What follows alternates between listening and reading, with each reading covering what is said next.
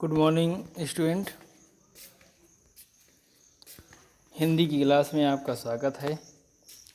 आज हम लोग हिंदी ग्रामर में छंद पढ़ेंगे। रस पहले हो चुका है, अलंकार भी हो चुका है। आज हम छंद पढ़ेंगे। तो पहले मैं छंद की परिभाषा, फिर उसके भेद, उनकी परिभाषा उदाहरण बताएंगे। परिभाषा: छंद शब्द की उत्पत्ति छिदि धातु से हुई है, जिसका अर्थ है ढकना या आच्छादित करना। छंद उस पद रचना को कहते हैं जिसमें अक्षरों की संख्या एवं क्रम, मात्रा गणना के साथ साथ यति, इसको विराम कहते हैं, एवं गति से संबंध नियमों का पालन किया गया हो, उसे छंद कहते हैं। इसकी दूसरी परिभाषा है अक्षरों की संख्या एवं क्रम, मात्रा गणना तथा यति, गति आदि से संबंधित विशिष्ट नियमों से नियोजित पद रचना छंद कहलाती है। ये दूसरी जो है ये परिभाषा है। इसके बाद छंद के भेद। छंद के तो भेद मात्रिक छंद और वदन वृत्त।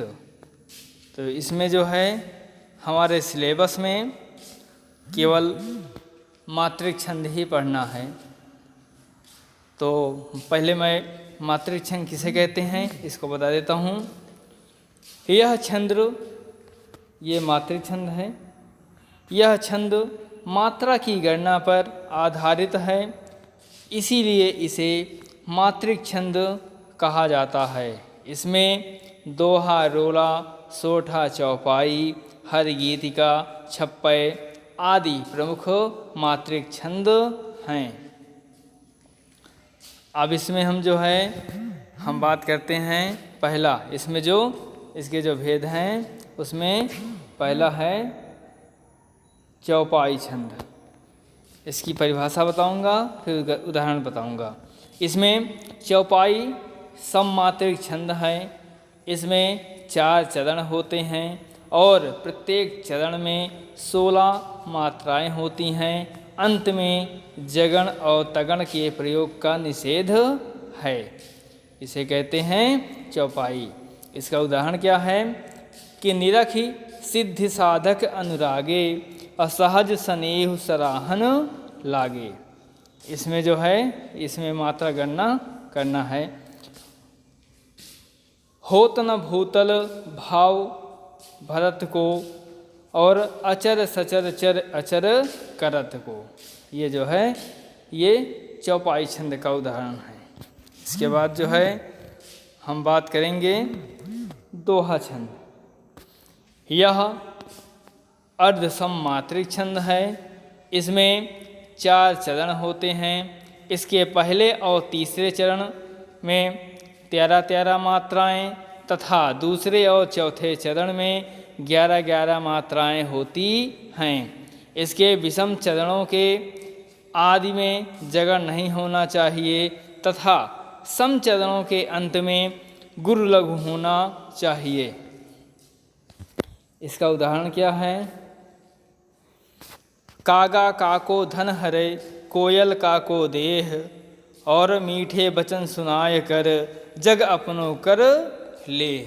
ये जो है ये उदाहरण है इसका।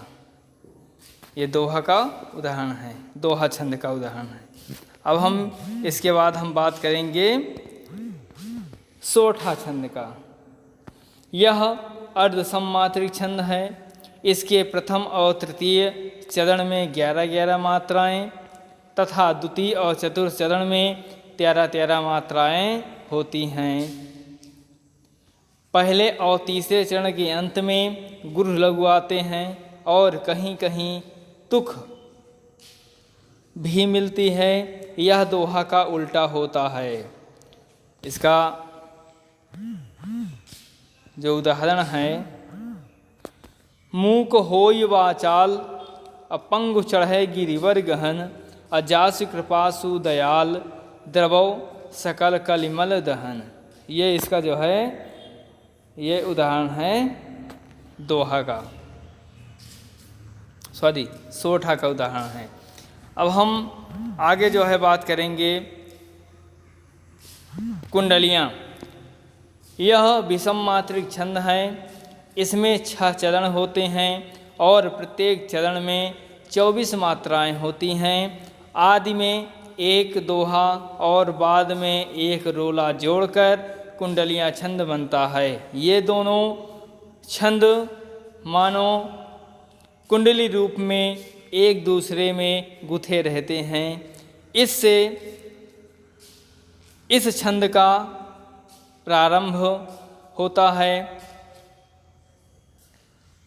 इसलिए इसे कुंडलियाँ छंद कहते हैं।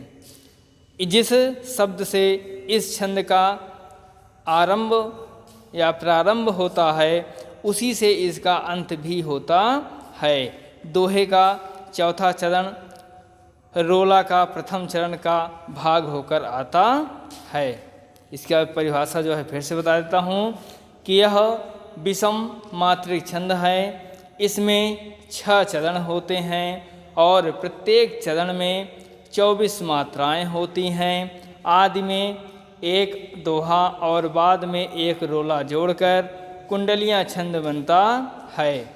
ये दोनों छंद मानो कुंडली रूप में एक दूसरे में गुथे रहते हैं, इसलिए इसे कुंडलियाँ छंद कहते हैं। जिस शब्द से इस छंद का प्रारंभ होता है उसी से इसका अंत भी होता है। दोहे का चौथा चरण रोला का प्रथम चरण का भाग जो होकर आता है।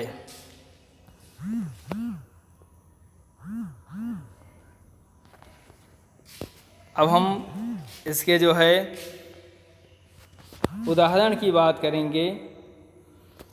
रत्नाकर सबके लिए होता एक समान, अब बुद्धिमान मोती चुने सीप चुने नादान।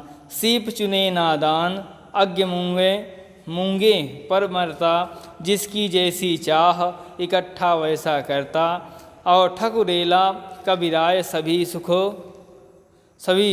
खुश इच्छित पाकर, हैं मनुष्य के भेद एक सा है रत्नाकर। यही इसका उदाहरण है। इसको जो है आपको पढ़ना है, रिवीजन करना है और आपके नोट्स में ये लिखा भी होगा। उदाहरण दूसरा होगा, परिभाषा वही है। अगर नोट्स बनाना चाहते हैं तो आप इसको नोट्स कॉपी में लिख लें। धन्यवाद।